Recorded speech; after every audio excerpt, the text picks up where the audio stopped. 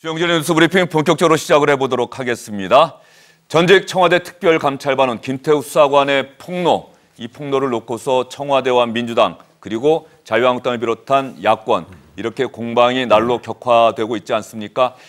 야권에서는 국회 운영위원회 빨리 소집해서 조국 민정수석 상대로 질문을 해야겠다 이렇게 요구를 했는데 어제 여야 5당의 원내대표가 만난 자리에서 다음 주 월요일이죠. 오는 31일에 임종석 대통령 비서실장은 물론 조국 청와대 민정수석도 국회 운영위원회에 출석시키기로 합의가 이루어졌습니다.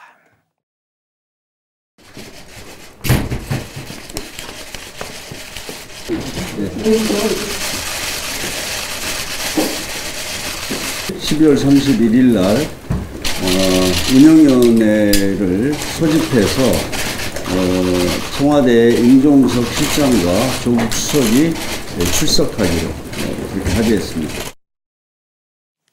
예, 제가 여야 5당 원내대표 회동이라고 했는데 원내 교섭단체인 여야 3당 원내대표 3명이 만나서 이렇게 합의를 했습니다.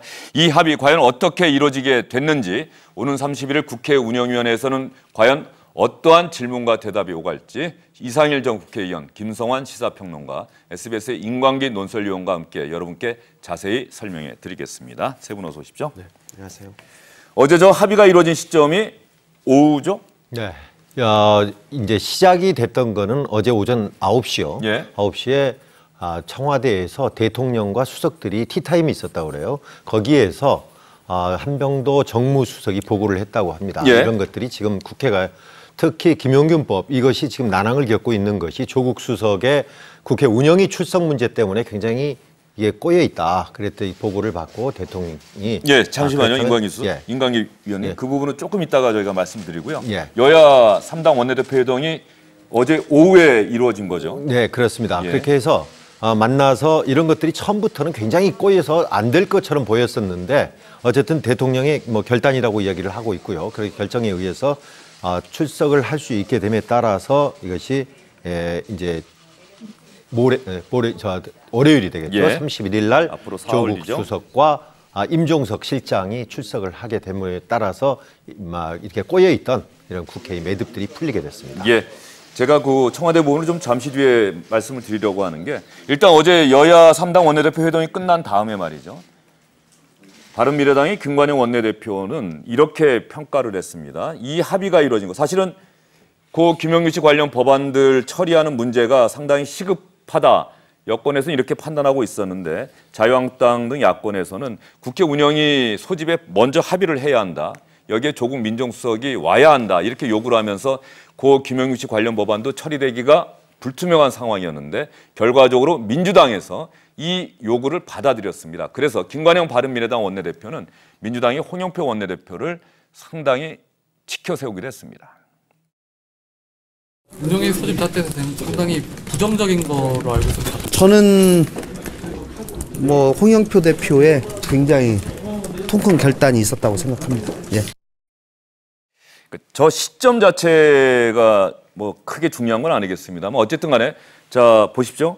여야 3당 원내대표 회동이 끝났고 합의가 이루어졌고 야당의 원내대표는 여당 원내대표가 결단을 했다고 칭찬을 했어요. 이때까지만 해도 홍영표 민주당 원내대표가 청와대를 설득해서 홍영표 원내대표가 그럼 운영위원회 합시다. 이렇게 되는 걸로 알고 있었던 거죠.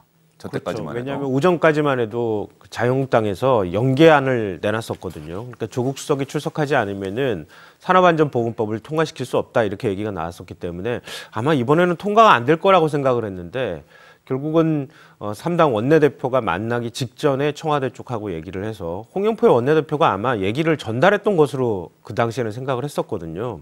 근데 문재인 대통령이 나중에는 결단을 한 것으로 얘기가 됐지만 그 결정이 난 이후로 갑자기 서로의 대화의 물꼬가 터지면서 결국은 김용균법이 통과가 된 거죠. 예, 저게 아마 어제 오후 4시 넘어서 여야 3당 원내대표 회동이 이루어졌고 거기서 합의가 이루어졌는데 청와대에서 말이죠. 오후 5시가 조금 넘은 시점에 청와대 출입기자들에게 김의겸 대변인이 공지를 돌렸습니다. 그리고 춘추관에 나와서 직접 브리핑을 했습니다. 알고 봤더니 국회 운영위원회 소집에 여야가 합의할 수 있었던 배경에는 바로 문재인 대통령의 결단이 있었다라고 하는 게 청와대의 설명이었습니다.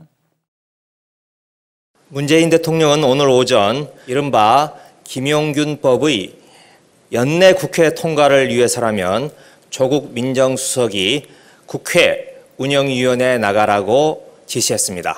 피고발인 신분의 민정수석이 국회에 출석하는 게 바람직하지 않으나 제2의 김용균, 제3의 김용균이 나오는 걸 막기 위해서라면 산업안전보건법이 연내에 반드시 처리돼야 한다면서 이렇게 말했습니다.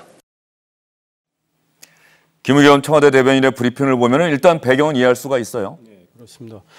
김용균 법안 처리를 위해서 청와대에서 대통령께서 결심을 한 거죠. 그러니까 조국 민정수석을 운영에 출석시켜서라도 일종의 양보를 해서라도 김용균 법안은 꼭 처리를 해야 되겠다 이런 생각이 있었던 것 같고, 김의겸 대변인 이야기에 따르면 어제 청와대 대통령은 오전에 지시를 했는데 지금 발표는 오후 5시가 넘었거든요.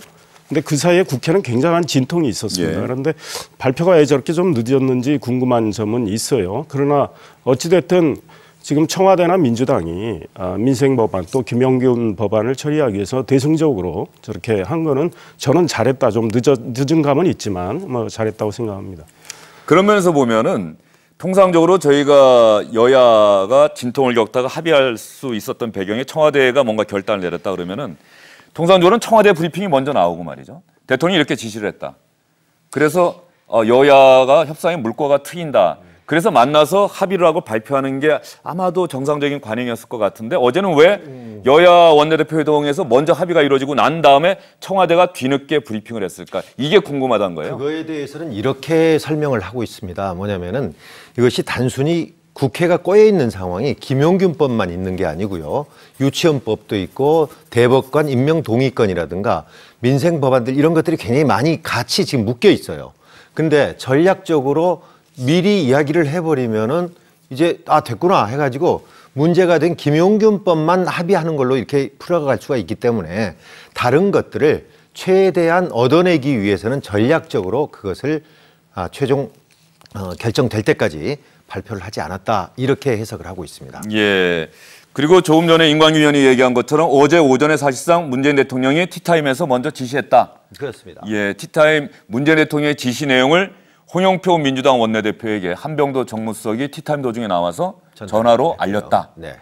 그러면 왜 그때까지 한 오후 4시 그때까지 여야가 합의를 하지 못했을까? 민주당이 양보하지 않았을까? 거기에는 바로 다른 법안들, 유치원 3법을 비롯해서 또 대법관 임명 동의안이나 이런 부분들까지 얻어내려고 하는 홍영표 원내대표의 협상 전략이 숨어 있었다. 이렇다는 말씀이신 그렇습니다. 거죠? 그것 말고도 또 상당히 많았거든요. 정개특위 문제라든가 다른 것들에 대한 것들이 상당히 엮여 있었기 때문에 가능하면 욕심으로서는 여당의 욕심으로서는 유치원 3법 같은 경우도 같이 연계돼서 해결이 됐으면 참 좋겠다 하는 걸로 해서 전략적인 차원에서 그렇게 패를 까지 않았다. 그렇게 해석을 하고 있습니다. 항상 보면 정치권에서는 결단이 왜 이렇게 임박해서 이루어질까요? 미리 결단을 한다고 한다면은 미리 했다고 한다면 이런 진통도 없었을 텐데. 그게 저는 정치의 묘미입니까? 글쎄요. 마지막에 결단을 하는 모습을 보여주는 것이 일종의 이제 대통령으로서의 통 큰 결단을 좀 부각시킬 수 있는 방법이 아닐까 이런 생각을 한 것으로도 보이는데요. 그러니까 저는 앞서 잠깐 말씀하셨던 것처럼 그냥 뒀더라면 홍영표 원내대표가 청와대를 설득해서 이런 결과물을 내놨다. 이렇게 해서 홍영표 원내대표의 공으로 다 돌아갈 수 있는데 청와대가 왜 굳이 따로 대통령의 결단을 강조했을까? 이 부분에 좀 주목할 필요가 있을 것 같아요. 왜 그랬을까요? 그래서 저는 두 가지 측면이 있을 것 같은데요. 첫째로는 지금 김태우 수사관의 폭로로부터 시작된 이 의혹과 관련해서 문재인 대통령 입장에서 볼 때 정면 돌파해도 괜찮다. 그러니까 거리낄 것이 없다라고 하는 점을 강조하고 싶었던 측면이 있는 것 같고요. 둘째로는 최근에 이제 문재인 대통령 지지율이 많이 떨어지면서 소통이라고 하는 말들이 다시 등장하기 시작했습니다. 그러니까 지금 국회하고의 상황도 마찬가지지만 전국 운영을 하는 데 있어서 김용균법이라고 하는 부분, 위험의 외주화를 방지하겠다고 하는 국민들의 어떤 그 여론들이 굉장히 높았거든요. 이런 부분에서 어떤 방식으로든 대통령이 꼬인 전국을 풀어주면서 화답을 했다고 하는 측면을 좀 강조하고 싶었을 것이다. 그러니까 대통령이 이런 부분에 있어서 직접 소통을 하려고 하는 의지를 이번 기회에 좀 보여주고 부각하는 게 좋겠다고 하는 판단도 깔렸을 거라고 저는 생각합니다. 김성환 평론가가 두 가지 얘기하셨어요. 김태우 수사관의 폭로 별거 아니다. 정면 돌파할 수 있다. 이런 판단 하나 작용했을 거고 문재인 대통령 지지율이 하락하고 있는 상황에서 어떤 꼬인 정국을 풀어나가는데 문재인 대통령이 결정적인 역할을 했다. 이 점을 보여주기 위한 의도다. 이상일 의원은 또 다른 점 평가하시는 게 있습니까? 좀 긍정적으로 해석하신 걸로 저는 이해를 하고요. 그런 생각을 해봅니다. 그러니까 일단은 청와대는 사실은 조국 수석 저는 내보내기 싫다고 생각합니다. 아직도. 그런데 지금 한국당과 다른 야당들이 심지어는 정의당, 평화민주당까지 국회 운영에 조국 수석 출석해야 된다고 주장하는 상황이란 말이죠. 그러면 연말을 맞아서 중요한 법안들이 있는데 그 법안 처리가 안 되는 상황일 경우에는 여당이 책임을 많이 결국은 뒤집어 쓰게 되는 상황이란 말이죠. 그러니까 이런 거를 해결하기 위해서는 결국은 조국 수석을 내놓을 수밖에 없었다. 그러니까 거의 외통수로 몰렸다 이런 생각을 합니다. 그리고 정말 청와대가 이 문제와 관련해서 네. 청와대는 당당하다고 주장하니까 조국 수석 나와서 정면 돌파를 할지 안 할지는 지켜봐야 되는데 국민들은 여러 가지 의혹을 지금 갖고 있거든요. 근데 이에 대해서 그동안 청와대의 스탠스는 아니다라고 하지만 굉장히 좀 조국 수석을 이렇게 우산으로 이렇게 소위 말해서 방탄하려는 그런 느낌이 있었거든요. 조국 수석을 뭔가 보호하려는 듯한 느낌이 있었다 이런 말씀이신 그러니까 거죠? 지금 결국은 청와대는 다른 민생 법안을 해결하기 위해서 조국 수석을 내놓을 수밖에 없었다. 저는 이런 생각을 하고 여기까지 오기 전에 청와대와 여당이 좀 더 정치력을 발휘했었으면 좋았겠다. 처음부터 당당하다고 그랬으니까 우리 조국 수석 내보내겠다. 대신 우리 민생 법안 빨리 처리하자. 이렇게 했던 모습이 더 좋았을 것 같고 대통령이 이제 결단을 너무 강조하다 보니까 지금 여당은 늘 대통령이 뭔가 지난 11월 초에 말이죠. 여야정 협의체를 열어서 청와대에서 탄력 근로제 단위 기간을 3개월에서 6개월로 연장하는 걸 연내 입법하기로 했는데 민노총이 이거 반대하면서 경산회의에 들어오질 않으니까 대통령께서 국회에게 더 시간 달라고 하겠다. 이렇게 말씀하신 다음에 민주당은 바로 연내 입법을 포기를 해버렸어요. 그러니까 결국은 대통령 말씀에 늘 따라가는 여당이 돼버렸어요. 어찌됐든 모양새가. 이번에도 대통령의 결단은 소위 빛이 나지만 여당은 결국은 끌려가는 그런 모양새를 보여줄 수밖에 없게 됐다. 그러면 여당은 청와대 출장소 아니냐 이런 지적에서 지금 자유롭지 못한 측면이 있습니다. 예, 이상일 의원 말씀에 동의하시는 분도 계실 것이고 아마 동의하지 않는 분도 계실 것 같은데 사실은 맞습니다. 처음에 김성환 평론가도 말씀하셨듯이 그대로 놔뒀다고 한다면 민주당이 청와대 설득한 걸로 비춰질 수 있었을 텐데 청와대가 굳이 그 부분이 대통령의 결단이라고 기자들에게 브리핑을 해서 이게 기사의 큰 핵심이 돼버린 거죠. 그런 측면에서 본다고 한다면 지금의 민주당, 여당이 청와대와 특히 정치권의 어떤 쟁점이 있을 때 청와대를 설득한다거나 청와대 의견이 어떤지는 우리가 알겠는데 그럼에도 불구하고 전국을 풀어나가기 위해서는 이 정도의 양보가 필요하다. 이런 노력이 좀 보이지 않는다라고 하는 이상일 의원의 지적에는 많은 분들이 고개를 끄덕일 것 같습니다. 그럴 수 있을 것 같습니다. 그런데 다만 지금 우리 정치 체제가 대통령 중심제란 말이에요. 그러니까 집권 여당이라는 것이 대통령이 있는 당이기 때문에 대통령이 사실상 여당의 거기하고 남이 아니지 않습니까? 그래서 끌어가다 보니까 대통령이 결정을 내릴 수밖에 없는 상황에 있고요. 사실상 이번에 같은 경우도 이쪽 당에서 홍영표 원내대표가 지금 국회 상황에 대해서 심각성을 알고 한병도 정무수석에 건의를 한 거죠. 왜냐하면 청와대를 정무수석을 당에서 나오라 마라 할 수는 없는 거란 말이에요. 그래서 나오는 게 좋겠다라고 한병도 수석에게 건의를 했고 또 한병도 수석이 이를 받아들여서 대통령에게 건의를 하고 결국은 최종적으로는 대통령이 결단을 내릴 수밖에 없는 그런 구조이기 때문에 어쩔 수 없다 하는 그런 상황이 또 이해를 해야 될 것 같습니다. 예. 그 홍영표 민주당 원내대표가 한병도 정무수석에게 건의를 한다라고 하는 건 조금 어폐도 있을 것 같습니다. 나이로 보나 정치 경력으로 보나 건의하는 건 홍영표 건의를 해달라고 하는 거겠죠. 이렇게 대통령에게 이런 뜻을 전해달라. 네. 근데 민주당 원내대표나 대표 정도 되면 대통령하고 직접 통화도 하고 그럴 수 있어야 되는 것 아닙니까? 굳이 정무수석 통해야 될까요? 글쎄요. 사실은 그게 맞을 수 있죠. 훨씬 대통령하고 긴밀하게 소통할 필요가 있을 거라고 보이고요. 근데 사실 뭐 그렇게 따지면 정무수석 자리가 필요 없는 거 아니겠습니까? 원내대표나 당대표가 직접 대통령하고 통화한다고 하면은 그러니까 나름의 절차나 조율 과정이라는 예. 게 필요하니까요. 예. 대통령의 결단을 강조한 청와대 브리핑, 이것과 관련해서 자유한국당에서는 이런 반응을 내놓았습니다. 오늘 아침 나경원 원내대표가 한 말입니다. 그래서 청와대는 대통령 미화할 때가 아니라 대통령의 입장, 진실에 대한 응답을 할 때라고 말씀드리고 싶습니다. 지금 청와대가 국회가 뭔가 이렇게 풀리지 않을 때 껌껌이 대통령께서 개입해서 결정했다. 그렇다면 여당은 사실상 정권이 하라는 대로 하는 여당은 아무런 존재 가치가 없는 허수아비격인가. 그러면 저는 앞으로 대통령과 합의해야 되는지 묻고 싶습니다. 저희가 지금 얘기했던 부분을 나경원 원내대표는 알고 있었던 것 같아요. 그렇습니다. 나경원 원내대표로서는 이게 대통령 결단이냐 이렇게 말할 수밖에 없는 게 이걸 처음으로 문제를 제기했던 사람이 최근에 원내대표로 당선이 된 나경원 원내대표거든요. 그래서 지금 저 말 바로 뒤에다 했던 말이 뭐냐면은 우리가 운영위 소집을 요구를 했고 거기에 조국 민정수석이 출석을 해야 된다. 이 사건의 몸통이다. 이 관리 책임을 갖고 있다. 이렇게 요구를 한 것에서부터 시작이 됐는데 이것이 매듭이 풀어진 것이 마치 대통령의 공인 것처럼 비춰서는 안 된다. 그러니까 이 문제를 우리가 제기하지 않았다면 과연 이게 이렇게 됐겠느냐 하는 것을 강조하는 거겠죠. 예, 자유한국당 입장에서는 그런 부분도 강조하면서 동시에 민주당이 여당답게 청와대를 좀 설득하는 모습을 보여야 되는 것 아니냐. 모든 게 다 대통령 결단을 받아야 여야 합의가 이루어지는 거라고 한다면 여당은 뭐하러 존재하느냐. 이런 부분도 좀 강조하고 싶은 것 같습니다. 그렇게 되면 국회에서 어떤 정치의 어떤 생산성이랄까 정치력이 제대로 발휘 못 되는 측면이 있기 때문에 굉장히 나경원 원내대표 말은 여당이 좀 새겨들어야 되겠다 이런 생각이고 예를 하나 더 들자면요.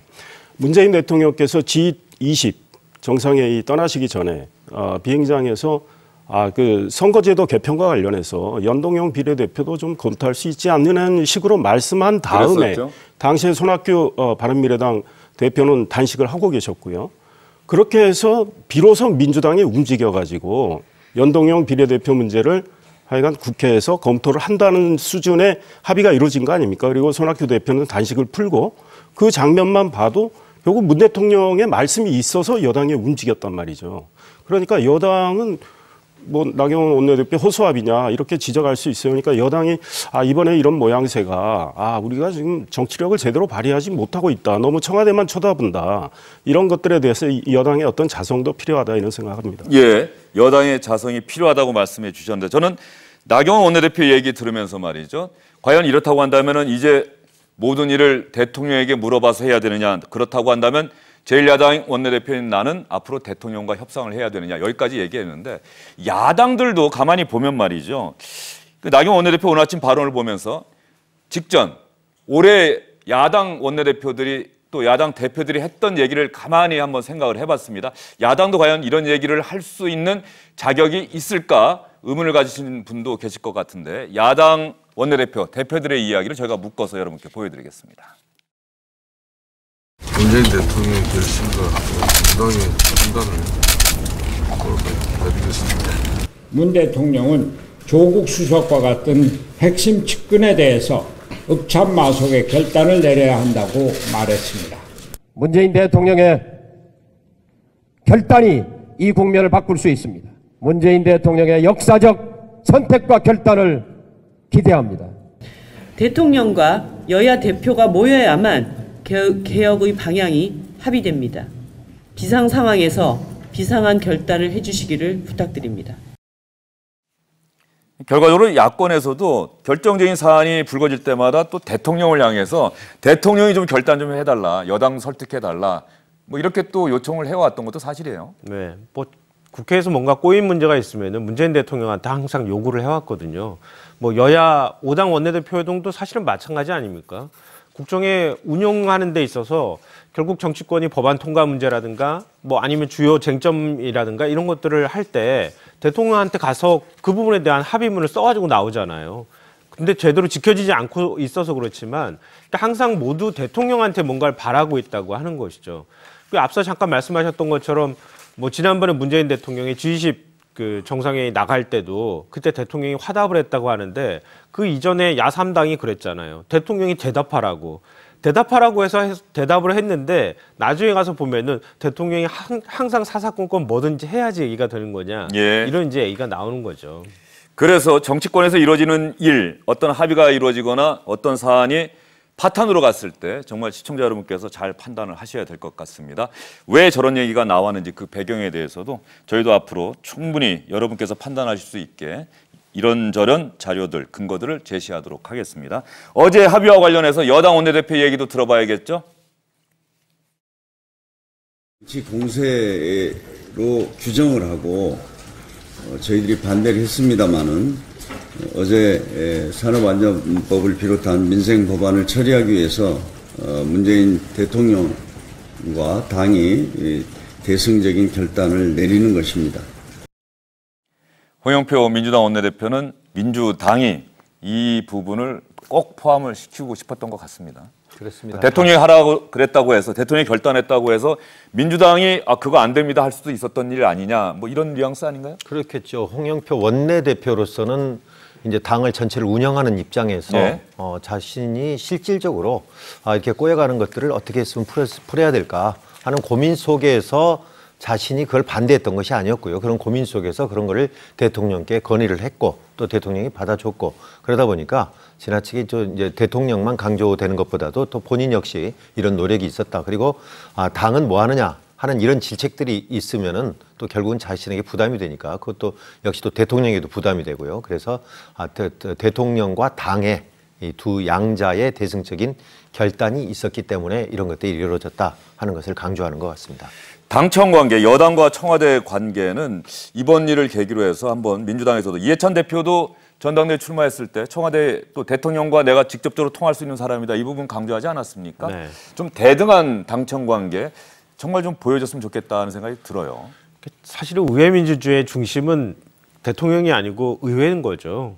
의회가 모든 문제를 풀어나가야 되는 거거든요. 그게 원칙상 맞는 건데 우리는 대통령 중심제 국가이기 때문에 여당과 대통령이 한 몸처럼 인식이 되는 거죠. 과거에는 대통령이 당 총재까지 다 맡았던 적도 있었지 않습니까? 그리고 지난 박근혜 정부 시절에는 대통령을 당 최고 당원이라고 이렇게 표현하기도 했었고요. 근데 서로 떼어놓을 수는 없지만 그래도 정치의 중심은 의회에 있게 하는 것, 그리고 여당의 몫이 바로 거기에 있는 것이다. 그래서 이해찬 대표가 취임하고 난 다음부터는 그 중심축이 조금 옮겨오는 것 같긴 했지만 여전히 아직도 그런 관행이나 이런 것들을 버리지 못하고 있다고 봐야 될 것 같습니다. 이제 전국의 관심은, 전국의 이목은 오는 31일 국회 운영위원회로 쏠릴 수밖에 없습니다. 올해를 마감하는 마지막 날 국회 운영위원회에서 조국 민정수석을 상대로 과연 자유한국당 의원들은 어떤 얘기를 쏟아낼지, 자유한국당이 주장하는 것처럼 민간인 사찰 의혹이라고 하는 것을 입증해낼 수 있을지 어떻게 전망하십니까?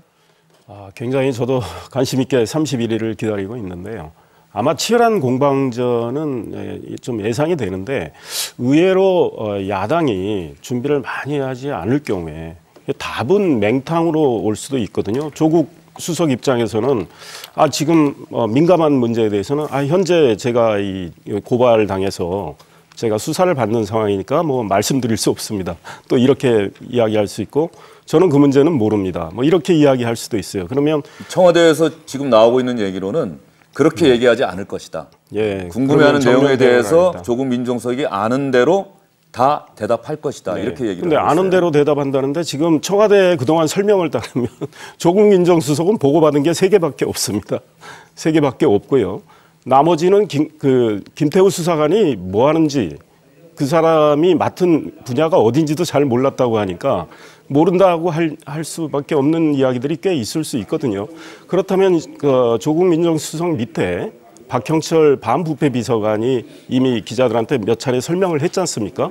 그 수준에서 답변이 나오지 않을까. 다만 이제 조국 수사의 어떤 태도랄까 이런 면에서 우리는 뭐 이 민간인 사찰과는 소위 청와대 대변인이 이야기했지만 DNA가 그런 민간인 사찰이 오기 때문에 우리는 그런 거 하지 않았습니다. 이렇게 하지 않을까 싶은데 야당은 많은 준비를 해서 여러 가지 팩트 중심으로 조국 수석한테 질문을 해서 뭔가 얻어내려고 할 텐데 지켜봐야 될 것 같습니다. 근데 뭐 저는 그렇게 해서는 안 된다고 봅니다. 그러니까 조국 민정수석이든 임종석 비서실장이든 적극적으로 해명하고 잘못된 부분이 있으면 잘못됐다고 얘기해야 된다고 생각합니다. 나오나 마나 한 그런 출석은 의미가 없는 거고요. 그 오히려 여론을 더 악화시킬 거라고 봅니다. 그러니까 나왔으면은 조국 민정수석 입장에서 지금 김태우 수사관 문제에 대한 또 그리고 이 특감반을 전원 교체할 수밖에 없었던 상황에 대한 책임감을 뭐 자기 본인 스스로가 책임을 지겠다고 하는 태도든 그 부분에 대해서 문제가 있었던 부분은 잘못한 측면은 잘못됐다고 분명히 얘기한다고 보고요. 그리고 지금 김태우 수사관이 연일 계속 폭로하는 이런 부분에 대해서도 청와대가 떳떳하다고 말하니 그 내용에 대해서 청와대가 왜 그런 말을 하는지에 대해서도 상세히 소명할 필요가 있다. 그걸로 어느 정도 논란을 끝내야지 만약에 해를 넘겨서까지 계속 이런 논란이 가게 될 경우에는 문재인 대통령한테도 굉장히 큰 부담이 될 수밖에 없다고 생각합니다. 그런 면에서 12월 31일 운영이 소집에 여당이 합의한 것 아닐까요? 해를 넘기지는 않겠다라고 하는 뜻이 담겨 있는 것 아닙니까? 그렇습니다. 처음에는 관행을 이유를 들어가지고 절대 민정수석은 출석할 수가 없다고 그랬어요. 이 관행이라는 것은 어떤 관행이 있을 때는 거기에는 또 이유가 있을 수가 있습니다. 그 관행을 들고 있는 이유는요.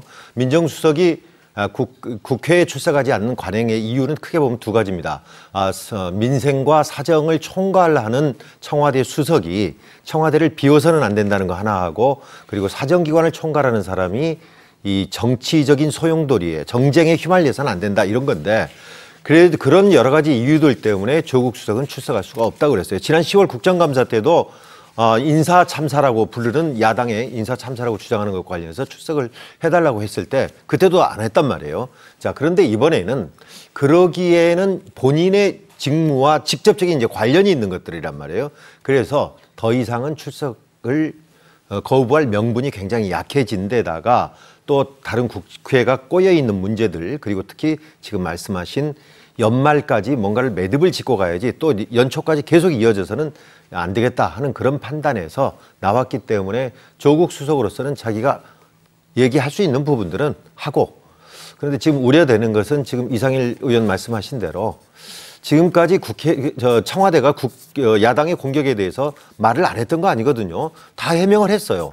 그러나 한계가 있을 수밖에 없습니다. 모른다, 우리는 관계가 없다, 이런 것들에 대한 것이기 때문에 과연 31일 운영위에 조국 수석이 출석을 해서 어디까지 이야기할 수 있을지, 그리고 특히 조국 수석이 아직까지 한 번도 이렇게 공개석상에서 질의와 응답 이런 것들을 해본 적이 없기 때문에 과연 개인적으로도 조국 수석이 어느 정도까지 우리가 흔히 말하는 내공이 있을지, 이런 거에 대해서도 상당히 관심거리입니다. 사실 이 정부 들어서도 민정수석의 국회 운영이 출석 문제가 논란이 됐을 때 문재인 대통령이 민정수석 때 이미 국회에 출석한 적이 있기 때문에 얼마든지 출석할 수도 있는 것 아니냐라고는 의견이 많았었는데, 청와대 내부에서 또 여권 안에서 조국 민정수석의 스타일, 절대 자신이 알고 있거나 떳떳하다고 하는 문제에 대해서는 답변을 숨기거나 국회라고 해서, 국회의원들 앞이라고 해서 고개를 숙이지는 않을 것이다. 그래서 나갔다가는 오히려 더 불을 지필 가능성이 있기 때문에